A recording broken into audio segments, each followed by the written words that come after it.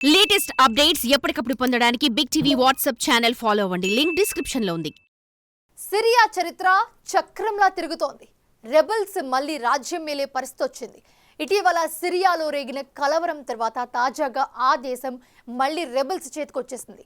Syria రాజధాని డమాస్కస్లో ఉగ్ర group మరోసారి జెండా పాతింది.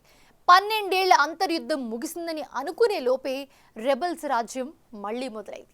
ఇప్పటి వరకు ఎలాగోలా నెట్టుకొచ్చిన సిరియా అధ్యక్షుడు అసద్ చివరికి రష్యా పారిపోయి తలదాచుకోవాల్సి వచ్చింది. ఇప్పుడు మరి ఇలాంటి సిచ్యువేషన్లో సిరియా పరిస్థితి ఏంటి? ఇది దేనికి సంకేతం?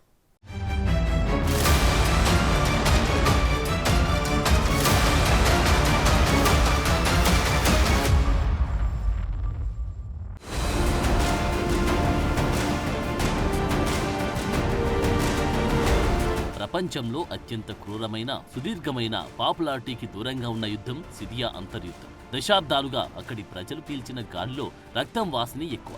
చిరిగిన విస్తరిలో భోజనం చేస్తూ బతికిన జీవితాలవి. పూర్తిగా తూట్లు పడిన దేహంలా ఉన్న ఆత్మల్లా అక్కడి ప్రజలు జీవించారు.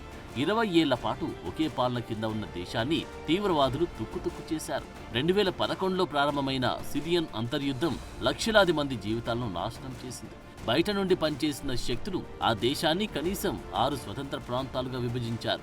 ఇది ప్రపంచం దాదాపు మర్చిపోయిన యుద్ధం. అయితే ఇప్పుడు చక్రం మళ్లీ మొదటికొచ్చింది. 12 సంవత్సరాల కిరాతక యుద్ధం తర్వాత మరోసారి రెబెల్స్ రాజ్యం దక్కించుకున్నారు.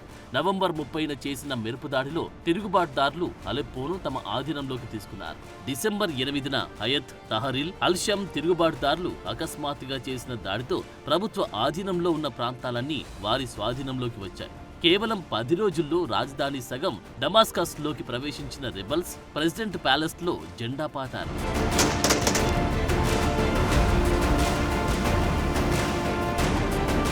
(1963) తిరుగుబాటులో సిరియాలో అధికారంలోకి వచ్చిన అరబ్ సోషలిస్టు గ్రూప్ అయిన బాత్ పార్టీ ఇప్పుడు కుప్పకూలిపోయింది. 50 ఏళ్ల అస్సాద్ కుటుంబ పాలన ముగిసింది. సిరియాలో రష్యా, ఇరాన్ల ప్రభావాన్ని రెబెల్స్ గ్రూపులు భారీ దెబ్బగొట్టాయి. దశాబ్దాల సంఘర్షణలు, కీలకమైన సమయాల్లో అస్సాద్ ప్రభుత్వానికి మద్దతిచ్చిన మిత్రదేశాలకు పెద్ద షాక్ ఇచ్చాయి.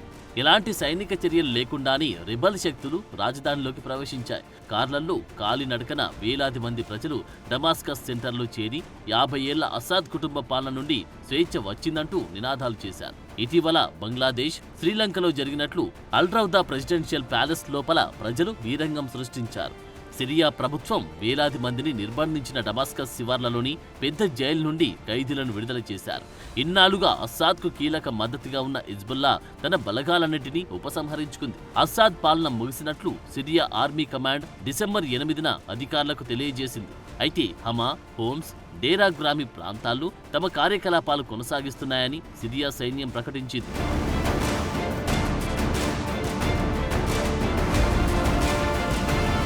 గత కొన్ని రోజులుగా కనిపిస్తున్న ఉద్రిక్త పరిస్థితులపై బహిరంగంగా మాట్లాడిన అసాద్ అదే డిసెంబర్ 8న డమాస్కస్ నుండి ఎటో వెళ్లిపోయినట్లు సిరియన్ ఆర్మీ అధికారులు వెల్లడించారు. అప్పటికింకా రెబెల్స్ రాజధానిలోకి ప్రవేశించలేదు. సైన్యం మోహరించి సంకేతం కూడా లేదు. కానీ అస్సాద్ పలాయనం చిత్తగించాల్సి వచ్చింది.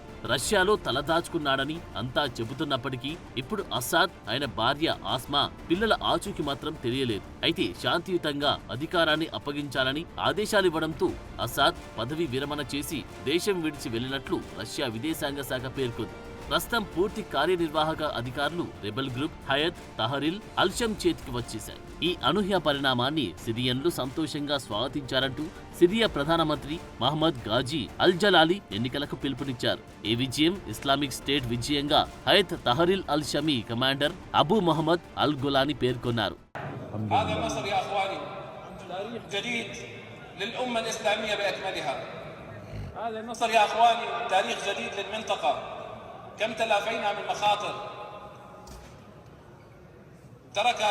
سوريا تركها مزرعة للأطماع الإيرانية. كل هذه المعركة يا أخواني التي أقيمت بفضل الله عز وجل هو إنتاج ثوري بحت. ما استعنا بأحد ولا دعمنا أحد، بل اعتمدنا على أنفسنا، كله من مالنا. كل هذا الإنجاز من جهدنا ومن صناعتنا. في غضون 11 يوم بفضل الله عز وجل تتحرر سوريا من شمالها إلى جنوبها ومن شرقها إلى غربها. الحمد لله. هذا مدد من الله عز وجل. الحمد لله رأينا بأم عيوننا كيف أن عذابات 13 عاما تتعافى من خلال هذا النصر العظيم. ఇది సిరియా రాజకీయ భవిష్యత్తును నిర్ణయించే ప్రయత్నాలు చెప్పుకోదగ్గ పరిణామం అనుకోవాలి. అయితే ఈ మార్పు గురించి చర్చించడానికి సిరియా ప్రధాని రెబల్స్ కమాండర్ అల్ గులానితో సంప్రదింపులు జరుపుతున్నట్టు తెలుస్తోంది. ప్రస్తుతం తుర్కీయే మద్దతు గల సీనియర్ దళాలు ఉత్తర సిరియాలోని మన్బీజ్ ప్రాంతంలో దాదాపు 80% ఆధీనంలోకి తీసుకున్నాయి. అక్కడ కుర్దిష్ దళాలపై విజయానికి దగ్గరగా ఉన్నాయని టర్కీ భద్రతా వర్గాలు చెబుతున్నాయి. ఈ తరుణంలో రష్యా విదేశాంగ మంత్రి సెర్గీ లావ్రోవ్ డిసెంబర్ 7న దోహాలో సిరియా కోసం యుఎన్ రాయబారి గీర్ ఫెడర్సన్ తో చర్చలు జరిపినట్టు తెలుస్తోంది. సిరియాలో పరిస్థితిని స్థిరీకరించడానికి అవసరమైన చర్యల గురించి చర్చించినట్లు సమాచారం. అయితే తాజాగా సెర్గీ లావ్రోవ్ మాట్లాడుతూ సిరియాను ఆక్రమించిన హయత్ తహరిల్ అల్షమ్ మూల్యం చెల్లించుకోవాల్సి ఉంటుందని ప్రకటించారు. ఐక్యరాజ్యసమితి రిజల్యూషన్ 2020-2024 ప్రకారం రెబల్స్ కట్టుబడి ఉండాలని, దాన్ని అతిక్రమించడం అనర్థానికి దారితీస్తుందని, సిరియన్ ఆర్మీకి సైన్యపరంగా రష్యా అండగా ఉంటుందని వెల్లడించారు. Territorial integrity, sovereignty and unity of the Syrian Arab Republic. We called for immediate end of hostile activities. We stated, all of us, that we want the resolution 2254 to be fully implemented, and for this purpose ఇక హయత్ తహరిల్ అల్షమ్ సిరియాను తన సొంతం చేసుకున్నప్పటికీ ఇది సిరియాలో మరో భయంకరమైన సంఘర్షణకు దారితీసే పరిస్థితులు లేకపోలేదు. ఇప్పుడు సిరియన్లు పూర్తి స్థాయి అంతర్యుద్ధాన్ని ఒంటరిగా ఎదుర్కోవాల్సి ఉంటుంది. అయితే ఇందులో రష్యా కొన్ని పరిస్థితులను సిరియన్ ప్రజలకు మద్దతివ్వడానికి సిద్ధంగా ఉందని స్పష్టం చేసింది. అసాద్ మిత్రదేశమైన రష్యా అసద్కు సహాయం చేయడానికి సిరియా అంతర్యుద్ధంలో 2015లో జోక్యం చేసుకుంది. అయితే 3 ఏళ్లుగా రష్యా సైనిక వనరులు ఎక్కువగా ఉక్రెయిన్లో ఉండడంతో ఈసారి సిరియాలో పరిస్థితిని ప్రభావితం చేసే సామర్థ్యం చాలా పరిమితంగా కనిపిస్తుంది. కానీ ప్రస్తుతం సిరియాలో 2వ మిలిటరీ ఫెసిలిటీస్ ని నిర్వహిస్తున్న రష్యా సమయం చూసి స్పందించే అవకాశం లేకపోలేదు.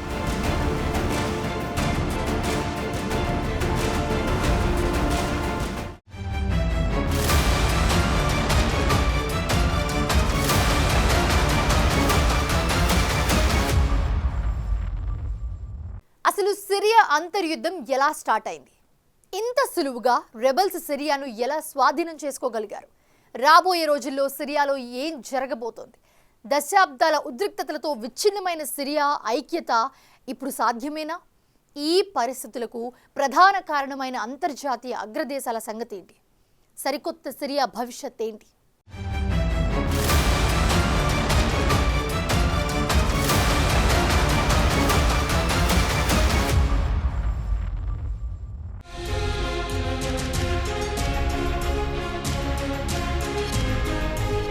దశాబ్దాలుగా సిరియా ఉద్రిక్తతల మధ్య నలిగిపోతున్నప్పటికీ ఇటీవల సిరియా సివిల్ వార్ మొత్తంగా 5 దశలు కనిపిస్తున్నాయి. దీనికి సంబంధించిన మొదటి దశ తిరుగుబాటు 2011 నుంచి చూడొచ్చు. ఈ సమయంలో ప్రజాస్వామ్య అనుకూల నిరసనలు దేశవ్యాప్తంగా చెలరేగాయి. కానీ సిరియా అధ్యక్షుడు బషర్ అల్ అసద్ ప్రభుత్వం దాన్ని తీవ్రంగా అణచివేసింది. ఆ తర్వాత 2012లో ఈ సంఘర్షణ అంతర్యుద్ధంగా మారింది. దేశంలో ప్రభుత్వ దళాలు, ప్రీ సీరియస్ ఆర్మీ, అప్పుడప్పుడే అభివృద్ధి చెందుతున్న జిహాదీ గ్రూపుల మధ్య లోతైన విభజన స్పష్టంగా కనిపించింది. ఈ దశ తర్వాత ప్రధాన పోటీ వర్గాలు ఆవిర్భవించాయి. 2013లో Kurdish Democratic Union Party Syria ఉత్తర ప్రాంతాల్లో నియంత్రణ సాధించింది. ఇది 2014లో రోజావా స్వయం ప్రతిపత్త పరిపాలనగా మారడానికి దారితీసింది. Islamic State of Iran, Levant rebel group తూర్పు సిరియాలో ముఖ్యమైన భూభాగాలను స్వాధీనం చేసుకుంది.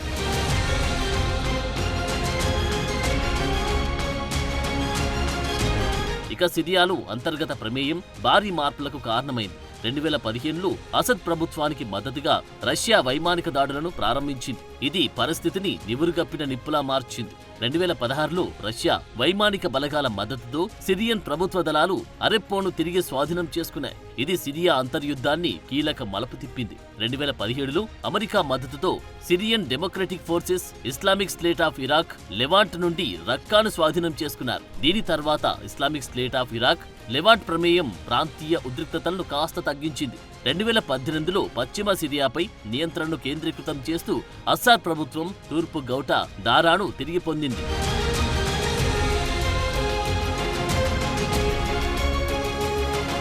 ఇక 2019లో తుర్కియే దేశం ఉత్తర సిరియాలో కుర్దిష్ దళాలకు వ్యతిరేకంగా కార్యకలాపాలను ప్రారంభించింది. దాని సరిహద్దుల్లో సేఫ్ జోన్ ని సృష్టించింది. దీని తర్వాత 2020-2023 మధ్య వివాదం ప్రతిష్టంభన స్థాయికి చేరుకుంది. ప్రభుత్వ దళాలు, తిరుగుబాటుదారులు, కుర్దిష్ గ్రూపుల మధ్య చెదురుమదురు ఘటనలు మాత్రమే కనిపించాయి.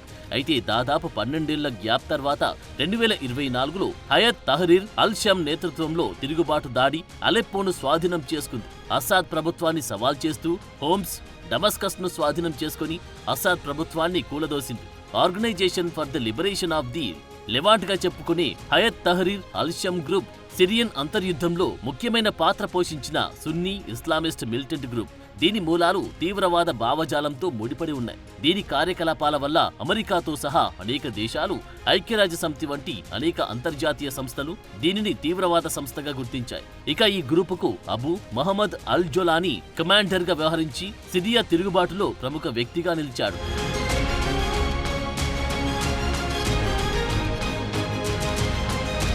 అయితే హయత్ తహరీర్ అల్-షమ్ స్థాపన, దాని అభివృద్ధి మూలాలు అల్ జొలానీ 2016లో స్థాపించిన జబత్ అల్-నుస్రా నుండి ఉన్నాయి. అల్-నుస్రా సిరియాలో అల్-ఖైదా అనుబంధ సంస్థ నుండి వేళ్లీనుకున్న రెబల్ గ్రూప్. తర్వాత ఈ గ్రూప్ అల్-ఖైదాతో సంబంధాలను తెంచుకుంది.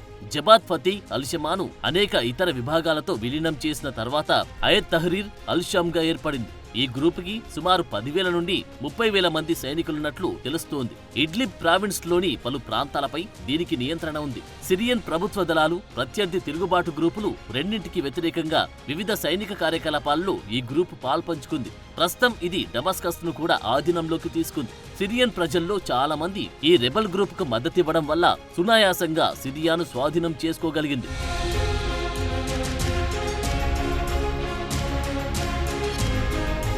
నిపుణుల అభిప్రాయం ప్రకారం ఈ పరిణామం టర్కీకి అతిపెద్ద విజయంగా తెలుస్తోంది. అలాగే ఇది ఇరాన్కు అతిపెద్ద ఓటమి అని కూడా అంటున్నారు. సిరియాలో 5 దశాబ్దాల అసాద్ పాలనకు ముగింపు పలకడానికి సిరియా తిరుగుబాటుదారులకు కేవలం 1 వారం రోజుల సమయమే పట్టింది. తిరుగుబాటుదారులు రాజధాని డమస్కస్ లోకి ప్రవేశించే ముందు అలెప్పో నుండి క్రిందికి దూసుకెళ్లి హమా హోంలను వేగంగా స్వాధీనం చేసుకుంది. తిరుగుబాటుదారులు అక్కడికి చేరుకోవడానికి ముందే అధ్యక్షుడు బషర్ అల్ అసద్ పారిపోయాడు. ఈ పరిణామం సిరియా జియో పాలిటిక్స్ లో మార్పులతో పాటు ప్రపంచానికి కూడా కొన్ని సంకేతాలను పంపుతున్నట్లు భావించాలి. ప్రపంచంలోని అగ్రదేశాలన్నీ కీలక మార్పుల్లో మునిగి ఉండడం వల్లే రెబల్స్ కు ఈ విజయం దక్కింది.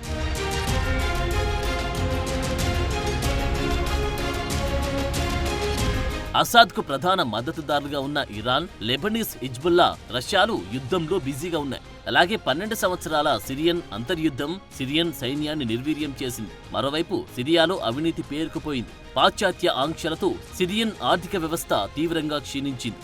దీనికి తోడు టర్కీయే అసాద్ ఉత్తర సిరియాలోని కొన్ని ప్రాంతాలను ఆక్రమించింది. అయితే టర్కీయేలో ఆశ్రయం పొందుతున్న 3 మిలియన్ల సిరియన్ శరణార్థులు తిరిగి రావడం ఆ దేశాధ్యక్షుడు ఎర్డోగాన్ కు పెద్ద పొలిటికల్ సమస్యగా మారింది. దీంతో ఎర్డోగాన్ తిరుగుబాటుదారులు దాడి చేయడానికి పచ్చజెండా ఊపాడని ఊహాగానాలు బలంగా ఉన్నాయి. ఇది రెబల్ గ్రూప్ కష్టపడకుండానే సిరియన్ స్వాధీనం చేసుకోవడానికి సహకరించాయి.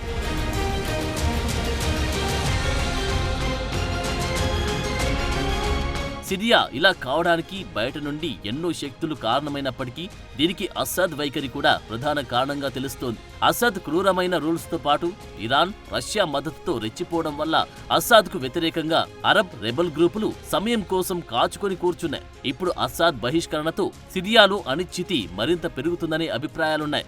ఎందుకంటే హయత్ తహరీర్ అల్-షమ్ తిరుగుబాటుదారుడుగా ఉన్న కమాండర్ అల్ జొలానీ అంతర్జాతీయ తీవ్రవాది లిస్టులో ఉన్నాడు. గతంలో అతన్ని పట్టుకోవడానికి అమెరికా $10 మిలియన్ ఆఫర్ కూడా ప్రకటించింది. అయితే అలాంటి వ్యక్తి చేతిలోకి సిరియా వెళ్లడం డమస్కస్ లో అసాద్ పాలనల మరో క్రూరమైన పాలనకు ప్రారంభం అని కొందరు వాదిస్తున్నారు. అలాగే సిరియా ఐక్యత కోసం రెబల్ ప్రభుత్వం ఏం చేస్తుందన్నది కూడా చర్చకు తావిస్తుంది. ఇప్పటికే అక్కడ తిరుగుబాటు గ్రూపులు చాలా ఉన్నాయి. ఇప్పుడు అన్ని కలిసి పనిచేయట్లేదు. వాటిలో కొన్నిటికి మద్దతిచ్చే టర్కీయే సిరియా ఈశాన్య ప్రాంతంలోని కుర్దిష్ మిలేషియాతో విభేదిస్తోంది. దీనికి అమెరికా మద్దతుంది. అందుకే సిరియా ఐక్యత అగమ్య గోచరంగా ఉంది.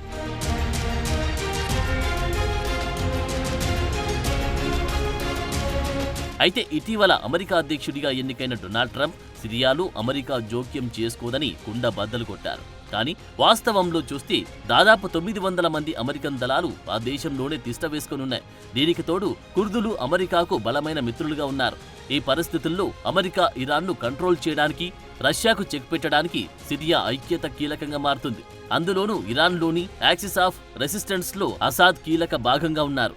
అలాంటి వ్యక్తి పారిపోవడం వల్ల లెబనాన్లోని హిజ్బుల్లా, గాజాలోని హమాస్కు ఇరాన్ మద్దతు మరింత క్షీణిస్తోంది. ఇక సిరియాలో వైమానిక స్థావరం క్విమిమ్, నావికా స్థావరం టార్కస్ ను నిర్వహిస్తున్న రష్యా ఇప్పటికీ తన ఆస్తులను కాపాడుకోవడానికి ప్రయత్నిస్తోంది. ఇక ఉక్రెయిన్ కు బైరెక్టార్ డ్రోన్లను సరఫరా చేసిన టర్కీ రష్యాకు వ్యతిరేకంగా మాట్లాడుతోంది. అదే సమయంలో రష్యా నుండి S-400 ఎయిర్ డిఫెన్స్ సిస్టమ్ ను కూడా కొనుగోలు చేసింది. ఈ భిన్న వైఖరి నుండి టర్కీ అమెరికాను డిమాండ్ చేసే పరిస్థితికి వచ్చింది. దీనితో దానికి సమస్యగా మారిన కుర్దులను నియంత్రించేలా అమెరికా నుండి అనుమతి పొందే అవకాశం ఉంది. ఇలా జరిగితే సిరియన్ శరణార్థులు తిరిగి స్వదేశానికి రావచ్చు. ఇది మరో కొత్త సిరియా స్థాపనకు కారణం కావచ్చు.